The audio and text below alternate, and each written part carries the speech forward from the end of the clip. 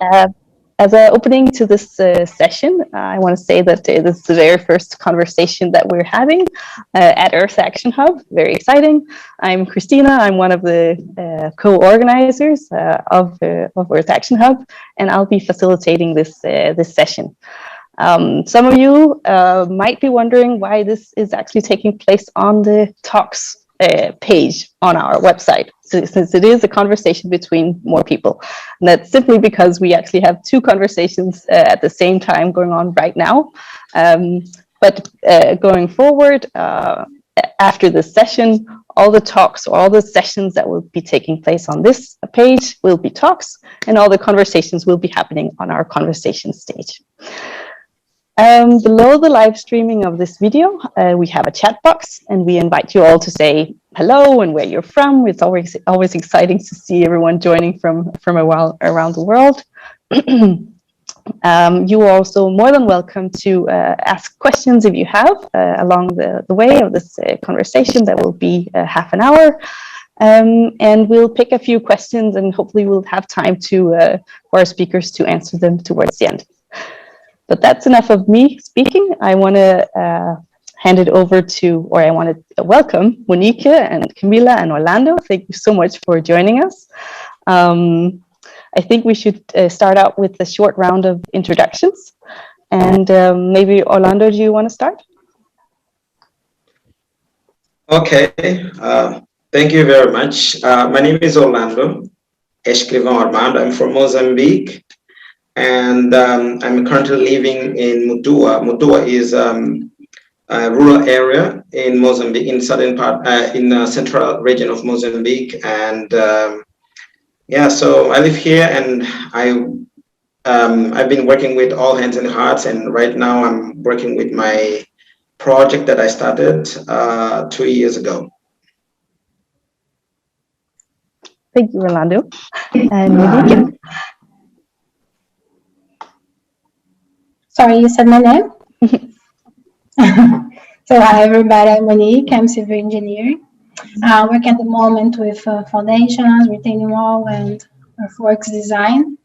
I'm volunteer at TETO at the moment, and I was volunteer at All Hands and Hearts, and I also got the luck to be staff there as well. Thank you so much. And Camila? Hi, everyone. It's a pleasure to be here with all of you. I'm originally an environmental engineer that turned into urban planner and policy researcher / community advocate over the years.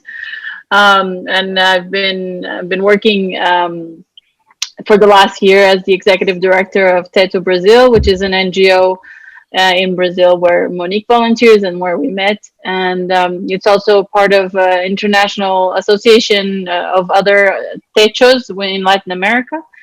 And we've been in Brazil for 14 years now. And we work with residents and volunteers in informal settlements towards the mobilization to the suppression of poverty. And we do that through different programs. Our most famous program is the emergency housing construction, as you can see here in my background, for people who live in extremely vulnerable conditions. But we work with other types of projects and infrastructure projects, and mainly through the joint work between communities and volunteers to work towards these other solutions in their communities. That's fantastic. I mean, it's so important, especially with climate change and all the horrific, environmental, like weather related, what do you say, catastrophes, that you actually have buildings that can sustain this and help people survive even. Have you had any like direct experiences with these catastrophes in some way? So I mean, maybe I can go first. In Brazil, what we've seen, and I think it's something that we see all over the world, is that vulnerable communities are the people who live in extremely vulnerable situations are also the most vulnerable to climate change. and that's not different in Brazil. So what we've seen and what we've worked with also in communities around Brazil is people who've lost their homes due to lots of rain and floods. So we've worked with communities who've lost their houses and those types of situations. And even originally, TETO was born. It started expanding. It started in Chile, but it started expanding to other countries because of extremely events that happen, either earthquakes or other big floods. And so the model was exported to other countries because it was something that could be done. So the house is built in 2 days. In Colombia, we've also seen with the hurricane season at the end of last year, the many islands in Colombia got their houses destructed. So TETO in Colombia is working with the government to rebuild many of the houses in different models that we have. We have houses that can also be, turned into more permanent housing. So we work, but we also work, we say that people who live in extreme poverty, they're already living in an urgent situation. It's not something to be, just debated about how do we overcome poverty, but the situation that people live in every day is already urgent. So we work with those both mindsets in mind, that, it's important to be there when emergency happens, but their day-to-day lives is already something that we need to consider as urgent. So we work with those both situations, and also fires. Communities who've lost their houses with fires, either natural or also spread, because people who live in houses that are made of wood can and electrical situations can turn into big fires. So we've also worked with those communities. Thank you. Yeah, Monike, I also wanted to ask you, because you've worked together with Camila, and you have a lot of experience with volunteer work. Like, what's your experience been? As volunteer. So I've never had the experience with a natural disaster, but I've been volunteer after the natural disaster. My first volunteer experience was with All Hands and Hearts, an American NGO, which the main focus is to rebuild safer homes and more resilient schools for the communities impacted by natural disasters. And for my first experience was in Peru. Peru was hit with heavy rains and suffered the worst flooding in decades. That happens in the beginning of 2017, and more than 1 million people were impacted. And I guess nearly 2,000 or even 3,000 schools were damaged and destroyed in the beginning of 2017. The time I got there, the NGO was just finishing the first school, and they were about to rebuild 2 more schools. So I volunteered there for 40 days. We worked 6 days per week, and that was my first experience seeing how natural disaster can really impact a community. I also got the opportunity to work with All Hands and Hearts in Mozambique. And in Mozambique, Orlando can tell you better, because he lived the disaster. But Mozambique was hit by a cyclone, a tropical cyclone. It died and brought destruction and damage to several provinces in Mozambique. And I guess not only Mozambique, but also Malawi and Zimbabwe, right, Orlando? And we were there because over 4,000 classrooms were destroyed, impacting more than 300,000 students there. So I worked first there with the project development team, which basically do the school assessment process, check the design, timeline, feasibility, and the NGO at the end chose 2 schools to build as first program. And in 5 months, we built these 2 schools there. Yeah, it's more like this. Mm-hmm. Mm-hmm. Do you want to add to that, Orlando, perhaps, with your experience? Yes, exactly. Well, talking about like natural disasters, I've been like one of the survivors of these disasters, especially Cyclone Idai.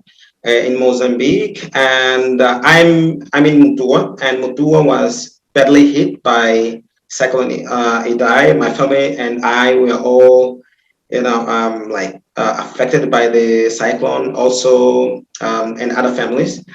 Luckily, we had all hands in hearts. All hands in heart came in the right moment when they came to rebuild schools, especially in Nyamatanda district, which was also badly hit. Because in Mutua, at least we're just hit by cyclone, but not by floods. But Nyamatanda was hit by cyclone and then floods. So like everything was totally destroyed. Also, Buzi district and Dondo district, Beira city, they're all destroyed. But when All Hands in Heart came, I was so fortunate to work with the All Hands in Heart because I was able to learn how to build resilient schools and resilient homes because I was working as a community coordinator and I was able to teach others, learn from All Hands in Heart and teach my community how to build resilient home and also how to build resilient schools. So, Monique said, that over 300,000 people, students, were affected. They had no school and nothing. And All Hands came and built two schools in Yamatan district, specifically in Haruma and Metushira. And after the cyclone Idai, we also had other cyclone which hit this year. Eloise and the other one that I forget right now, but because there have been like many cyclones. But because of All Hands in Heart, I learned how to build my own house, to build a resilient house that even Cyclone Eloise, the two following cyclones did not destroy my house. And that's the reason why right now I'm also trying to see the possibility of a building facility that, especially for students in Mutua, especially building school that can be resilient and where we can house our equipment and where we can teach English and where we can also teach technology. Yes. And I know that you have a special way of actually collaborating with communities and getting them on board in terms of these building projects. Maybe, you want to reflect a bit on this, and if Camila and Monike also want to add afterwards. Yes, there's one thing that I learned from All Hands in Heart, which is involving community. I wish our government used the same way because bringing people in, bring community in, is the most resilient way of building anything, whether it's a school, it's a hospital, it's whatever, because they feel to be part of what they're building for themselves. Like what I'm trying to do right now is since we started like organizing this organization, which is Community Lab from Mutua, what we do is go all around the community of Mutua and talking to people and telling them what is the importance of extracurriculum activities or school activities where their children can be part of, and why it is important for them to be part of also building these schools, because if they are in these schools, if they're part of these projects, they become also part of the life of their children. And that's why we call it's not something easy, because when you like looking at Mutua as a rural area, everyone is looking for money. But we talk to them and explain to them that it's very important, and that it's important that their children learn how to speak English, then learn how to type on their computer, and because this is the biggest requirement there when they are looking for jobs. And they are collaborating. We haven't started yet building the school itself. That's why I wanted to share a little bit of what we, if I can share right now, what we like, what I'm trying to do. If you allow me to share right now, is that okay? Yeah, sure. Let's try that, and then let's hear also from Monike and Camila afterwards. Okay. As you can see, so we have these are kids from Mutua. They have nothing to do, and all they do, like after school, they just go around and they just play. And I'm sure that this is a very good age for children to learn, especially language and also technology, which is something which is very, very, very, very important. And that's why I wanted to share. Like, when you look at this boy, he has nothing to do. He's just working around after school. And this is what the message that we give to their parents, saying that it's very important that we build school for these kids for extracurricular classes. Just a little bit of that. Thank you. It's nice to see some photos, and because it is, yeah, for some of us a completely different world. So thank you for sharing that. I wanted to ask, Camila, what is your kind of approach to talking with the communities and like starting that dialogue of getting them on board? Perfect. So it's TETO and TETO as an international organization. We've been around for over 20 years, and we've been evolving in our methodology over those past years. So we've started with, in the beginning, it was just building emergency housing, and with time and also in the dialogue with community and community leaders that we work very closely with, they came to us and said, to TETO, and said, we need more. We need to work on other topics that are not only emergency housing. We need to talk about poverty as a multi-dimensional problem. We need to talk about right to the city. We need to talk about education, about basic sanitation. And that's when our work model started evolving. And what was created was what we call, the literal translation into English is working tables. So how we start is that we always go into a community and we present our programs and our organization, and we ask in an assembly with everyone in the community if they want to participate, if they want TETO to come in, if they want to work with us, because if they don't, then it doesn't make sense also for us to start. So we start with that kind of assembly. Then we do a diagnostic of the community. We do sort of like a census, asking lots of social economical questions, also perceptions that the own community has about themselves, has about government and other entities. We also do a map. A lot of these communities they're not officially on any maps. They're not on Google Maps. They don't have street names. They're not officially, they're not regularized communities. And then from that diagnostic, we go back to the community, and we talk about what are the priorities this community wants to work with together. And that's when we start to make an action plan, and that can be also through the emergency housing building as a beginning.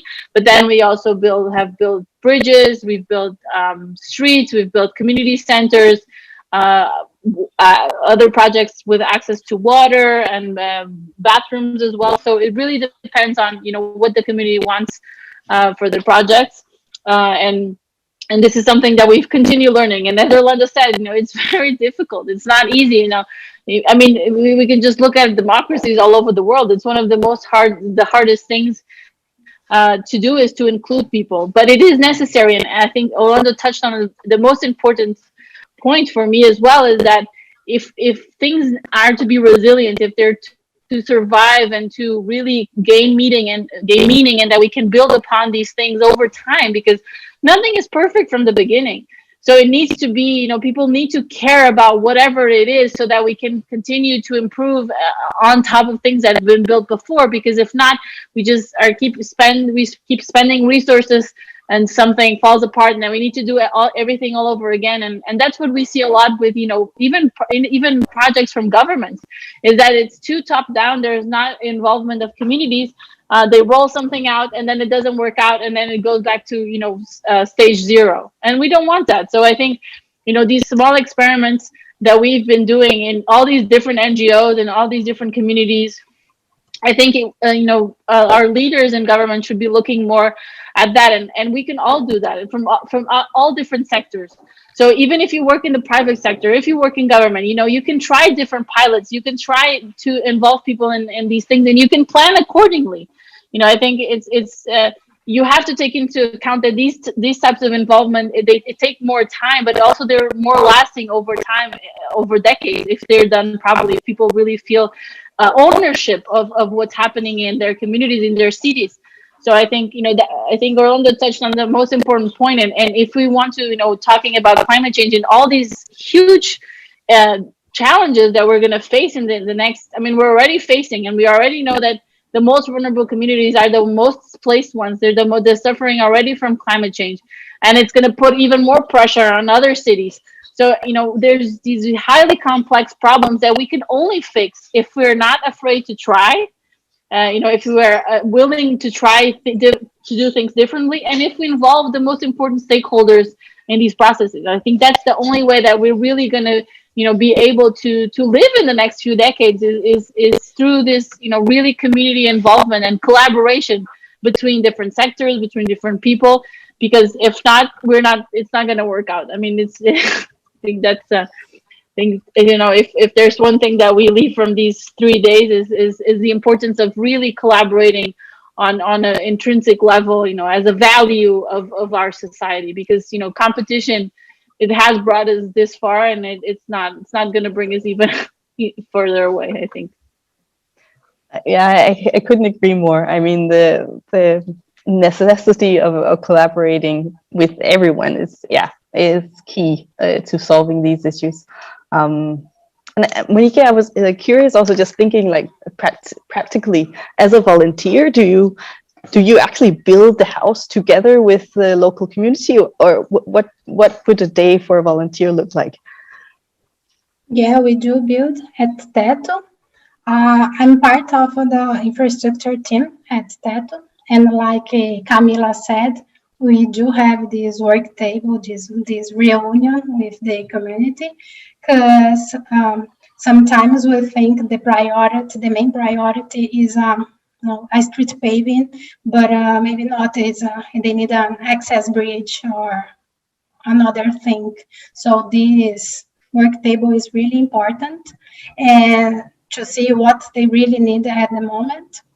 And we do, when we build this emergencies house, the owner of the house work with us together, and they are there with us with the hands on doing the job. Yeah, and at All Hands and Hearts, as a staff, the organization also do the same. They prioritize the connection with the locals and the volunteers. So they do hire the local mentions, and also they ask for the fathers, for the parents of the children to work with us as volunteers. So we have this exchange. Fantastic. I think also, oh, sorry. No, I you was go just ahead. going to add really quickly that, you know, the construction happens over a period of many months, you know, the planning, the selection of the families, and where do we store things, and how is the logistics going to be of the day-to-day. You know, we have these panels that you can see here in the background. They need to be transported before they need to be taken off. And everything that we do is to involve the community. So, you know, even for where are we going to store this, who's going to keep watch, who's going to, you know, help with the food of the day. Because, you know, now with COVID, we've been working with a different logic. But before COVID, we mobilized people, like 200, 300 people in one weekend. And so it takes also all this time to plan an event like that, and to the community to participate, the families also to gain our trust. So it's so important, because we know we build in the same place where they've been living before. So that means that 99% of the time they need to take down the house that they had for us to be able to build in that place. So they need to store their things with families, with friends, with neighbors. They need to find a place to sleep during that time. So everything that we do, is about, mobilizing the entire community together for even if it's for this one family, two families, three families, but that everyone can also involve. So also the families have to, call other people to also help during the construction. They cook the lunch for the volunteers, and everyone eats together. And we talk about the importance of the building, and it's amazing because it's such a powerful thing to build something together in 2 days. That it's a really transformative process for everyone that's involved. And it's such a small thing, but I think it can be replicated in larger scales or in other projects, I think. Sorry, I just want to add something because usually it's 2 days work for the real construction, but we have the before and the after. But in the real the 2 days construction, the weekend construction, usually we have at the end of the day, TETO reunites all the families that are going to have this house, and they talk about their experience, their life, and it's like life-changing when you hear them, when you listen to them explaining how it's their lives. Thank you so much. I see we have a couple of questions in the chat, and we only have 4 minutes left. I don't know where the time is flying by. But there was a question, well, we could do two. So like, how can youth support this kind of work that you are doing? How can they get involved? And maybe what's important as a volunteer, maybe to look out for organizations in terms of, there might be some that are better to work with than others. So maybe what is important for them to keep in mind. And then there's somebody who's a little bit more curious about your achievements, like how many people, if you have counts even, have you been able to help until now? But I'll stop there and see if anyone wants to answer. Orlando, do you want to go first? Yes. Talking about the project that I have.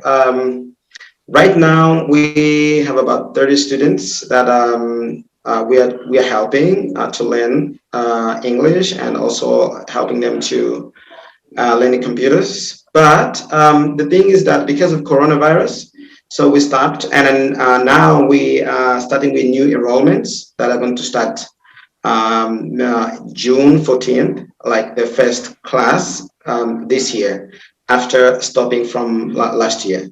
So, and then the idea is to have more students.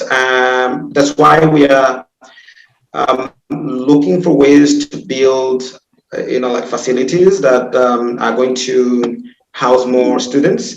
And because right now, we are using my sitting room, where I'm teaching them English.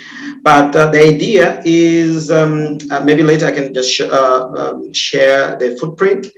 The idea is to build 2 classrooms with 2 WCs, and so we can have 20 students each classroom, and then like that we can house 40 students each period. And for 3 periods, we're going to have 60 students. So in the end, because we're giving 3 months each class, so if 3 months each class, and then in 15 months, we'll be having until level 5.